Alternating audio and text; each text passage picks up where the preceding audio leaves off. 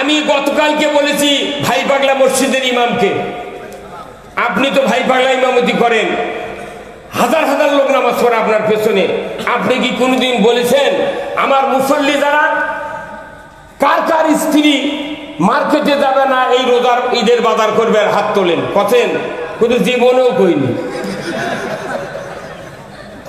এই হুজুর কথা বল না কি রনি ভাই, কেউ কোনদিন কথা? তার মানে ওরা সমাজ ভালো হোক চায় না, মানুষ জান্নাতে যায় ইমামরা চায় না। আমরা যারা বক্তৃতা করি আমরা মানুষকে ভালোবাসি, নেতাকে ভালোবাসি, যাতে আমার আগে মানুষ জান্নাতে যায়, আমার আগে নেতারা জান্নাতে যায়। যার কারণে আমাকে ধরে দেলের তোলে কথা কর। এই আপনাকে 13 সালে ফাপড় থেকে আমাকে ধরে লেগেল, এই ফাপড় থেকে, কথা ঠিক কিনা?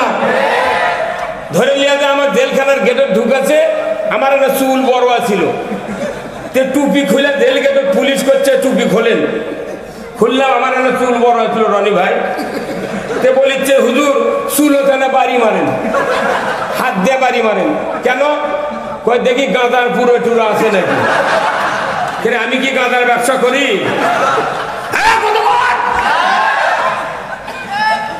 আমি 201টা বিয়ে করেছি, কমপক্ষে 1500 মানুষের জানাজা করছি, সেই মানুষ করছে চুলত বাড়ি দাও। এই কথা হাসিন কা? আমাদের কচুর সাথে গলার দড়িতে মরা ভালো। এর কারণ কি একটু পরে আমি বলতেছি কারণটা কি। পৃথিবীর সমাজ যদি ভালো না হয়, একজনের ইবাদত কবুল হবে না, রোজা কবুল হবে না, উমরা কবুল হবে না, মসজিদ করেন, মাদ্রাসা করেন, কিচ্ছু ফল পাবেন না। আগে পৃথিবীর সমাজ ভালো করতে হবে। কি রাজি আছেন? কারা কারা দুহাত তুলে দেখান, নামান হাত। এখন আসেন, বেজার হচ্ছেন? এটা আপনাকে মাথাতে অনেক কিছু আছে, কিছু ডিলেট করার জন্য এই কথাগুলো বলতেছি, মানে ডিলেট করলে গিয়ে কিছু সেভ হবি। ভাইরা আমার, আল্লাহ রাব্বুল আলামিন প্রতি বছর একটি মাস রমজানের রোজা ইমানদারের উপর ফরজ করেছেন, কিন্তু দেখা যায় মানুষ রোজা করে ঠিক, কিন্তু মুত্তাকির গুণগুলা ধরে রাখতে পারে না।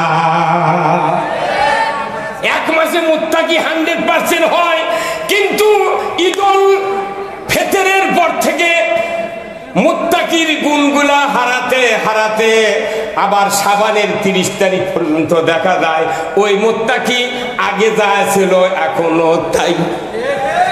কি বলে ভাই? একবারে তাই। কেন তাই?